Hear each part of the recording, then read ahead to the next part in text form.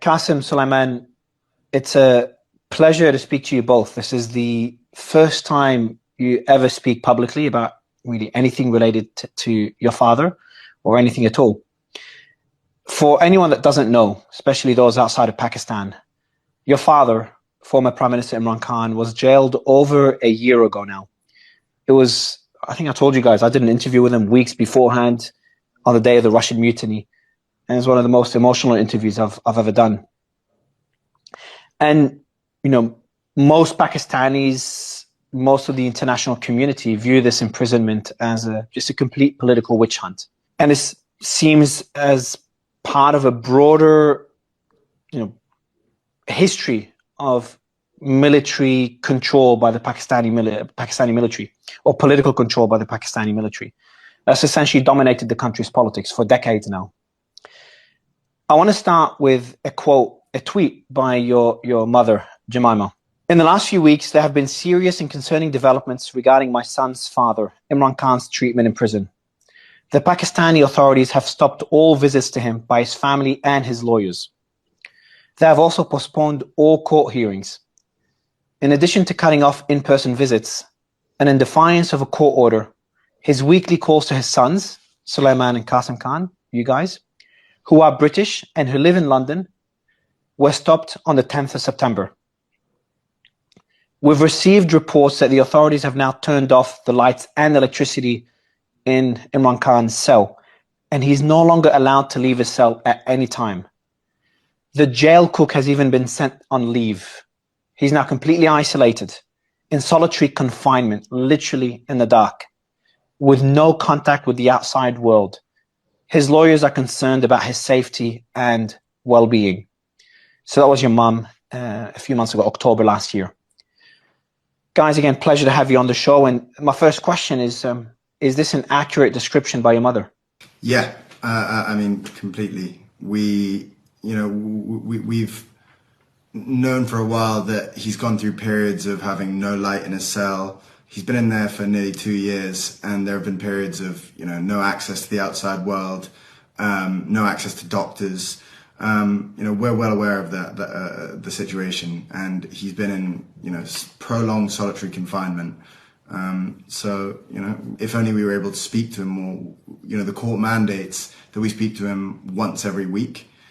We speak to him once every 2 or 3 months, if that. I think when that tweet was put out, was actually after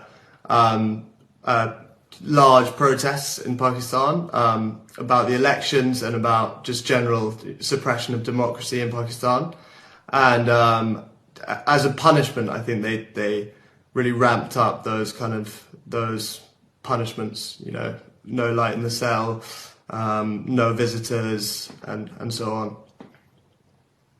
So I heard that and I think he mentioned it himself, and a few others have talked about it, that he's in a death cell, which is essentially not only solitary confinement, but solitary confinement that's mainly aimed at either those with a death sentence or even terrorists. He put out a message himself, I think it was mid last year. He said, quote, "I am confined in a 7 by 8 foot death cell, typically reserved for terrorists to ensure they have no contact with anyone." Can you tell me more about that cell and his conditions, and maybe also give us an idea of the last time you've spoken to your father? What we know is that he has no access to other prisoners. He is, alone in there. He's occasionally in the pitch black for prolonged periods. There was one period where he was in there for 10 days in the pitch black, no electricity, no nothing. And I remember when I spoke to him about that, he said the first 2 days were beyond difficult, and then he was able to get into a kind of Zen-like mentality, and what ended up being 10 days, he said it could have been a year. So yeah, the situation in his cell is pretty bleak. He is, one thing I know about your father, he is a very resilient man. You kind of touched on how he's coping with this. Can you give us an idea of how was it in the early stages when you have those calls with him, and how is it today? Is he still as strong? Is he struggling? I can't even imagine being in the dark for 10 days. So he's definitely, that's a very accurate description. He's definitely, resilient. He's probably one I would say, I'm obviously biased, but he is definitely the most resilient person that I know by a distance. Very, very mentally tough. And he sat, whenever we speak to him, he's as strong as ever. But you know, he's not the type of person to complain about the conditions that he's in. Whenever we will always ask how he is, but he'll always sort of brush off those sorts of questions. He's more interested in hearing how we are. I know he's dealt with it in a way that, you know, what I think is the right way of dealing with it is he just reads loads and loads of different parts of historical literature, religious literature, and then he does exercise. And it's his two things that he's always loved in life. So I think in a cell, it suits him in a way to just be able to focus on those two things. And every time we call, you know, we only get to speak to him for about 20 minutes. And around that time, randomly, the line will cut off. So he's so focused on ensuring that he's able to spend the first 10 minutes imparting wisdom of whatever he's learned, you know, whatever religious or life lessons he can impart on us. And then the last 10 minutes, he's very focused on finding out how we are, what's our situation, how's our family, and things like that. So we don't actually get very much time to ask about how he's coping, but I know he's doing a lot of reading, that's for sure. So your last call, did you say how long ago was your last call? 2 weeks ago, probably. Yeah, probably the first call we've had with him for about 2 months. But yeah, we were lucky enough to speak to him like 2 weeks ago. How does that work? So, like, do you know in advance you're going to speak? Like, so, for example, today, do you know when you're going to speak to him next? No, so it's really chaotic. In fact, I'm glad you asked, because we'll get a message, and it can be sometimes at about 4 a.m. On any day, and it'll suddenly say, "Okay, call coming at 10 a.m." So we have 6 hours, and if we're not awake through that period, then we miss it, which has happened before, and then we have to wait another 3 months before anything comes about. But usually we're able to, you know, we're quite on it with it and are able to rush whatever situation we're in. We cancel, you know, for me, I cancel any meetings, whatever it is, and instantly we jump on. And then often we're left waiting for about an hour, and then eventually the call comes through, and then we have about 20 minutes to speak. So there's no protocol. It's a complete mess. It just feels like a torture technique. Why do you think they're doing it this way? Why are they treating the former prime minister of the country, and what I consider to be the most popular man in the country? Like, I get people all the time when I meet someone from Pakistan, a lot of times they remember me from that one interview. That interview had more impact, you know, on you know, people talking to me than any leader I've ever interviewed. Just to kind of give an idea to the world of how popular Imran Khan is in Pakistan. And again, he was the former prime minister, a very popular one. Why do you think they're treating him this way? You hit the nail on the head. It's a technique to try and break him. He's a very, very resilient person, and he's one of the hardest people possible to break. But all of these techniques, you know, shutting off the lights, leaving him in the pitch black, not allowing doctors to go and see him, making sure that all of our calls are at completely random times and that we might miss them, or whatever, not letting us have our court mandated weekly phone calls. All of this is tactics to try and break him. But he's, you know, good luck, because he's as resilient as they come mentally, and that comes down to his faith. He has strong faith in God. And also he's, you know, always had that kind of mental toughness as well. So it's all torture techniques, exactly as you say. Another thing, wasn't he offered, because he did an essay not long ago on Time magazine, and he talked about being offered the option or a deal that included house arrest, and he rejected that deal.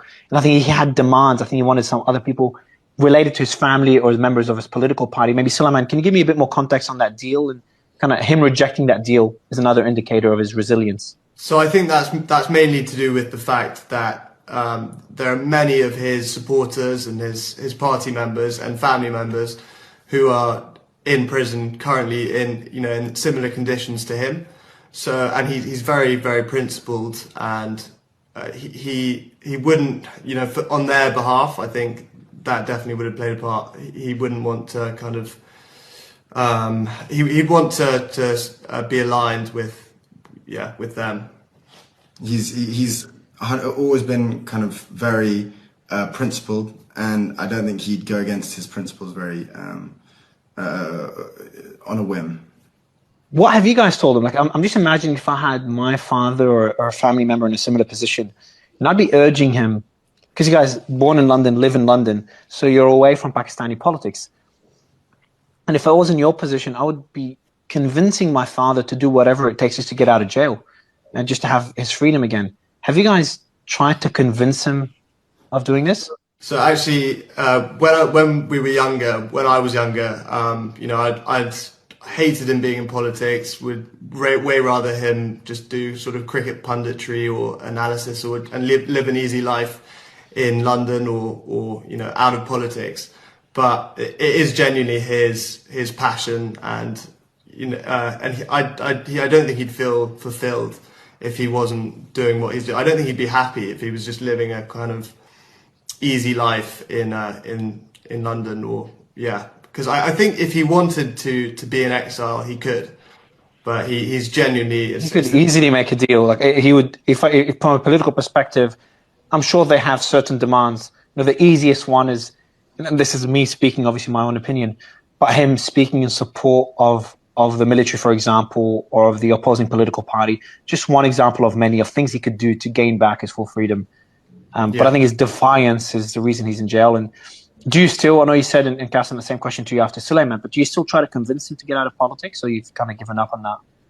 No, I mean, I personally would never, I wouldn't even want to say that to him, because imagine you're his son and all he speaks to. So when we spend time with him, you know, a lot of the time we'll be kind of whatever, you know, when we were younger, we were playing cricket with him. Now, you know, watching films, whatever it is, half of the time he's spent lecturing us on rule of law, justice in Pakistan, how, you know, the reasons why he got into politics. You know, we know them so well, and it would be just to go against everything he preaches about, to suddenly just say, okay, I'm going to give up and I'm going to live an easy life. You know, it's just, it's not in his nature.